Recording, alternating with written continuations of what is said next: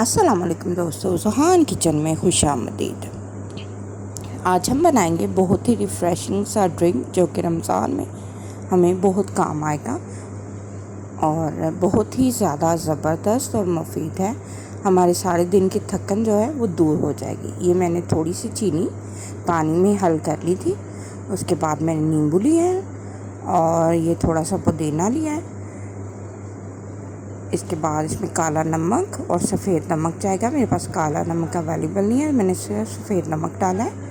और उसके बाद मैंने एक नींबू का रस डाला है, अच्छा बड़ा नींबू था, उसका रस डाला है और इसे हम मिक्स कर लेंगे।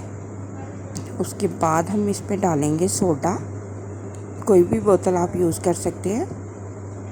और ये थोड़ी सी इसकी झाग बैठ जाए मैं और डालूँगी इसमें, ये देखिए। और थोड़ी सी हम इसमें डालेंगे बर्फ़, इसे चिल करने के लिए।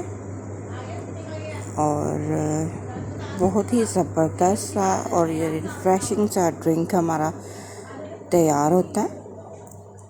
ये देखें, आप देख सकते हैं कि कितना ज़बरदस्त है। इस पे आप थोड़ा सा नींबू लगा दें और इंजॉय करें इसे। रमज़ान है, इफ्तारी में भी पिएं। आप सारे दिन की जो थकन होती है वो आपकी दूर हो जाएगी। अपनी फैमिली को पिलाएं।